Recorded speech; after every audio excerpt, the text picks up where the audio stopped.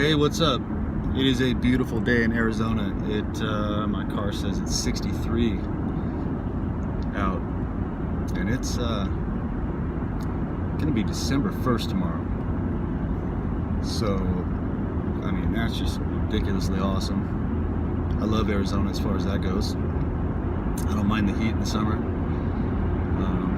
Man, the winters here, I get why a million people move here during the winter from all over the world, from Canada, everywhere. A lot from Canada, which is weird because this is like the most gun-friendly place in the United States, and Canada is they're like, no, guns are bad. No guns. They have guns in Canada, but you know.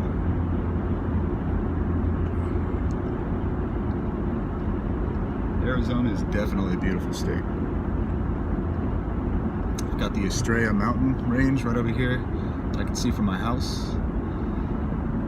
The White Tank Mountains are right over here on the other side.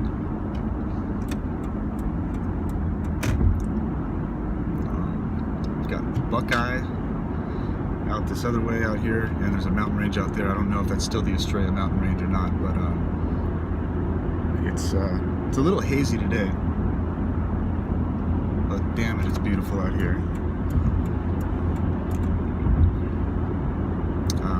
I live about a couple blocks off of Interstate 10. As you come in from California, right as you kind of get into civilization, into Phoenix, first town you hit is Buckeye. Well, first like the actual town. There's a couple little places out there, but first place you get to is Buckeye, and then you have Avondale and Goodyear. Litchfield are next. So we're right out here kind of at the edge of Phoenix, and there's a bunch of farming, a bunch of agriculture out here. We do cotton. There's a bunch of mineral mining out here. A lot of industry, a lot of shipping, and I can't think of the word right now. Warehousing, distribution, there we go, that's the word I'm thinking of. Tons of distribution. I think there's an Amazon warehouse close by. There's a lot of big business here. Giant airport over here, international industrial type airport that doesn't, it's not a passenger type airport. There's just commercial stuff. I don't know, who knows what they ship in and out. Probably products from China or something, I don't know, who knows. But I'm passing by the Goodyear baseball stadium right now. The Cincinnati Reds and the Cleveland Indians have spring training here. That's super fun to go to. They give military discount. Been gang stalked there though, but that doesn't mean that. Well, actually no. One day it was one of the employees that ticket counter. That doesn't mean the whole place is infested with gang stalkers or they're promoted or anything. But that did happen to me once there. It's hard not to talk about gang stalking. I'm just trying to talk about interesting stuff around Arizona. Anyway, I'll quit talking about that. There are 16 baseball stadiums, professional baseball stadiums here in the Phoenix area that the pro teams practice at for before the season starts. So for about 6 weeks, you can go to all these different stadiums around here and see all the pros for almost nothing. Except for Scottsdale. You go over to Scottsdale, get some Giants tickets. I think they're more than they are in San Francisco, but you know, I don't know. I think that's just how everything is in Scottsdale. Balling over there. But yeah, that's pretty cool. You can just go see all these teams. I mean, I saw a World Series winning team last year for like $4 or something like that. Got some great seats. That's definitely a cool thing around this area. It is super clean. Being from Central California, living around Fresno, hanging out in the Tower District, and just been in LA a lot and around LA, and just kind of the more congested, even up in the Bay Area, a lot of the congested areas and stuff like that. It just seems like there's, somebody that goes around with a trash gun that just like flows trash out of it everywhere, and you're just like in a sea of litter. At least last time I was there in my personal experiences. So if somebody wants to, you know, I'm not trashing California. Well, yeah, I don't like it there anymore. I probably won't go back. But anyway, I digress. It's clean everywhere here. Like, you get on the freeway, you come into town, you get on the freeway, and it's spotless. Every once in a while, I'll see some trash after like a windstorm, but you know, it just gets windy around here in the desert sometimes, so you have to break the wind and and just trash flies around. But they've got a lot of maintenance, and people, I think, just pick up trash. I see people walking around my neighborhood picking up trash. I do. And that's cool, because it's nice to live somewhere that's not just infested with litter, because people just don't give a shit.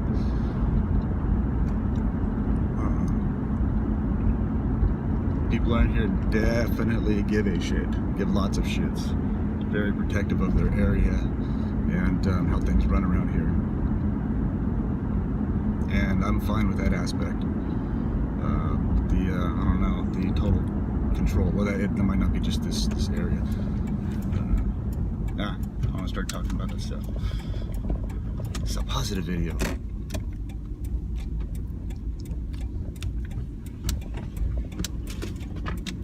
I'm not even going to mention anything about people pulling out in front of me here, or like anything. Ooh, I just did.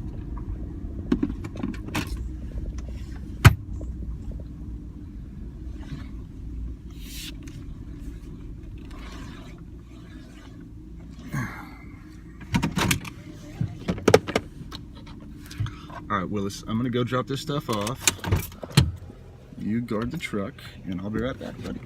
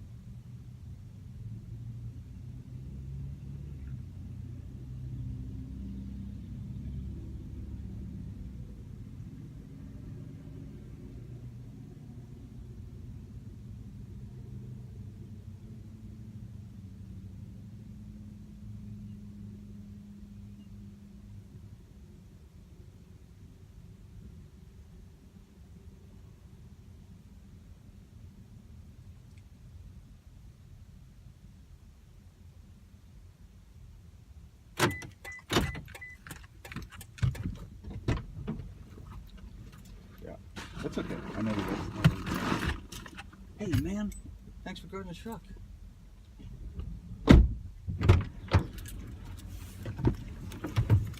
All right, I'm back. Hopefully Willis did something entertaining.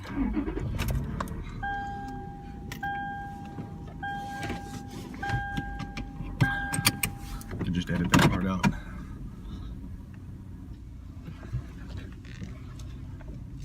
All right, so I'm gonna go back to talking about street theater. So every time I go in the post office, I have little street theater skits. There's always somebody in there just doing, there's always something different every day, every couple days, whenever I go in there. And it's weird, it's like I've almost gotten used to it. Like I've heard stories about in different European countries where they have protests, and the protesters go out at a certain time during the day. The riot police go out at a certain time of day. They go out, they have their protest. It's like every daily thing, like everybody going to work, and then everybody goes home. Now this isn't everywhere, this is just some places. Everybody goes home, goes like kind of about their normal business, and that's almost how I feel with this street theater around me. It's like I'm learning to lucid dream, you know, because this is like an, you know, it's a false reality that is introduced to you to just make you feel like you're constantly dreaming. And yeah, there's a hawk. Man, I've been seeing red-tailed hawks everywhere lately. Maybe it's just the cool weather. They're out hunting. So that was me getting distracted. Anyway, I was saying how you know, those guys have been doing that so long over there, doing the rioting, and that it's kind of become just like ingrained in their normal everyday life. And this is starting to get like that. Like if I didn't see any street theater, I would start to wonder what was going wrong, or what was up. Like, is everything okay? Everybody, what's going on? Something happened I don't know about? I'm gonna get to go to the meeting again. You know. I don't know if anybody else out there is kind of getting used to that too. And not used to it, but just, well, yeah, I guess you get used to it. I don't know. Sometimes it's hard to find the right words, especially when you haven't talked to anybody. I've just kept my mouth shut for like 6 months, and thinking and thinking and thinking and thinking, and you know, I basically just talk to my kids. One of them listens and understands, and one of them thinks I'm completely fucking nuts. So, you know, there you go.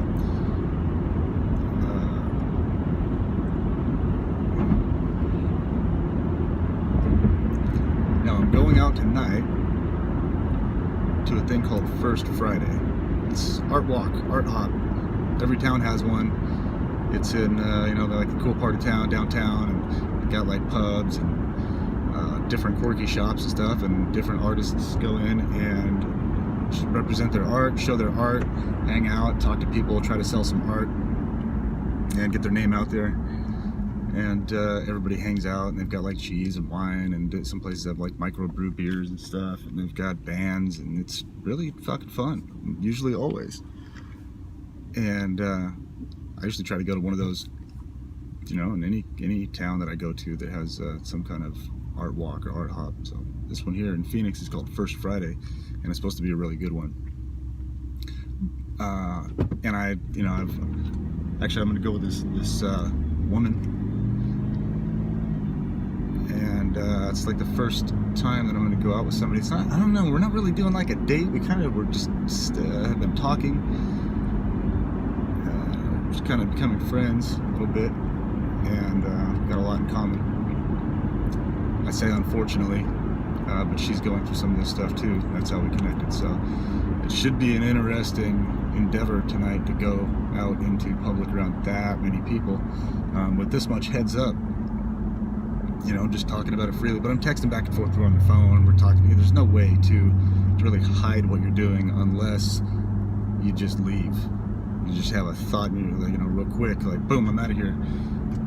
Then you've got like a few minutes. A little bit of time and somewhere before you get surrounded and all the nonsense starts happening. So, you know, just have to sit back and enjoy the show. Lucid dream tonight, I guess. That how you have to look at it. They want to put you in a dream, you have to lucid dream. Huh.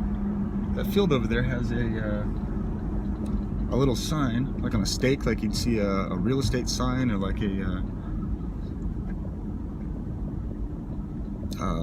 vote for whoever, city official, and it just had the little Air Force logo on it, on the middle of the field.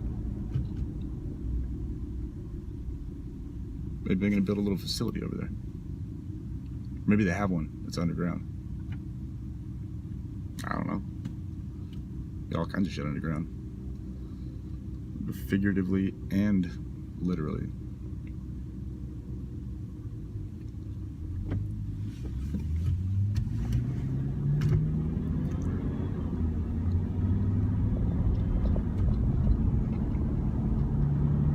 Awkward pause.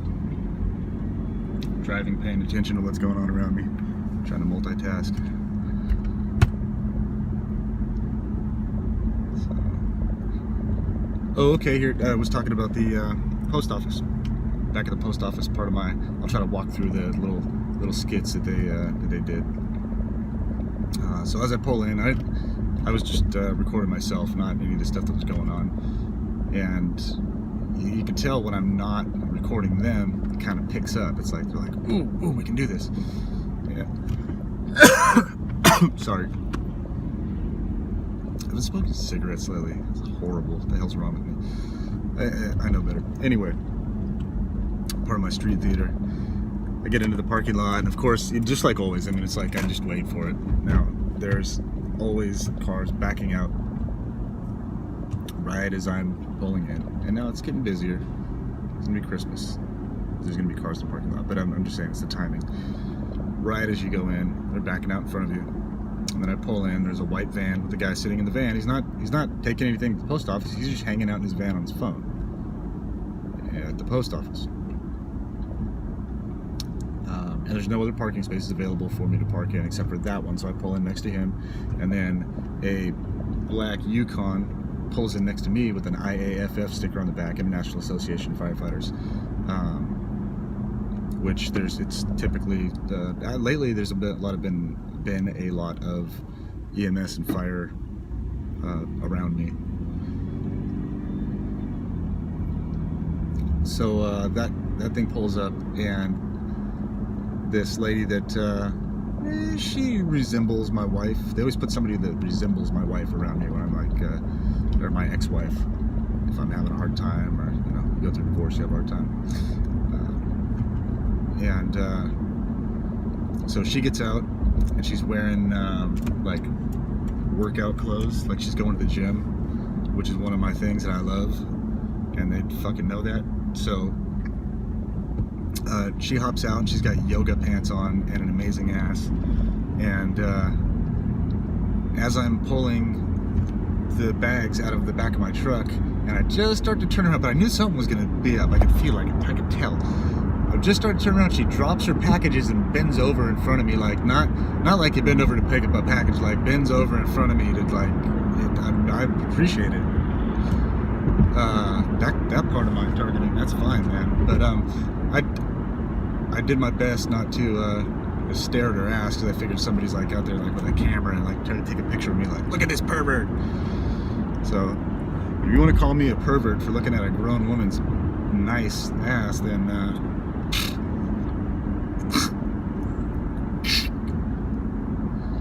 I'm trying to be the dude on whatever movie that is on Back to the Future, Biff. Anyway, yeah, so that happens, and I'm just like, okay, here we go. I don't have my camera or anything like that. So, oh, if I did, maybe it would have looked like I was trying to film her ass or something. I don't know, whatever. They're always trying to get you to do something that looks weird. But I go in. Oh, and then there's a guy right as that happens. I keep going in. There's a lady that comes out of the post office. No, I'm sorry. There's a guy that comes out of the post office, and it's always something with their sunglasses. They're always doing something with their sunglasses. So he takes his sunglasses off his head and he's trying to put them on his face, and he's acting like he can't figure out how to put his sunglasses on his face. It's like he's never done it before. And you know, just trying to get you to get your attention. And so I'll go by him, and then go in, and there's, I don't know, a whole bunch of people in line. And it seems like you can kind of tell who the perps are in line. There'll be like half of them, because right when you come in, you get everybody's attention. Like everybody just looks at the door. I look at the door when somebody comes in because I'm just a vigilant person, but it's like they look right at you, and then are focused on you while you're in there. They're kind of checking you out, kind of interested in what you're doing. If you're on your phone, they're kind of trying to look over your shoulder and see what's going on your phone. If you're putting in your PIN number on the ATM, they're like hovering over that. I've literally pushed a guy out of the way because he was just standing there staring at my PIN number. Like, hey man, can I help you? So yeah, going there, hanging out, and it's real uncomfortable. I'm not uncomfortable. I was just relaxing. I'm looking around. They know I know what's up now, and everybody's freaking.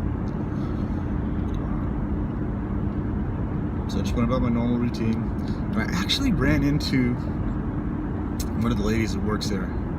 She's always been super cool with me. I talked to her before, and she is prior Army, and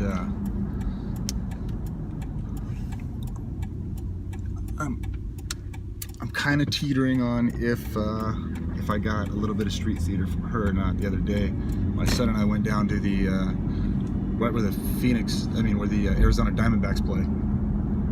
There's a little like outdoor bar, Mexican food place right there that you can sit out on the patio, have a beer, eat some food, watch the people go by, and we were down there doing exactly that.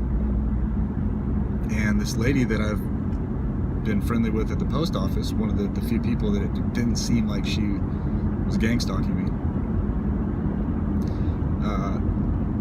her and her girlfriend happened to just like walk around the corner while my son and I are just kicking it, having some food, relaxing. And she walked by and said, "Hey, what's up, homie?" You know, kind of joking around. I hope she thought I was joking around. I don't usually say that kind of jokingly, but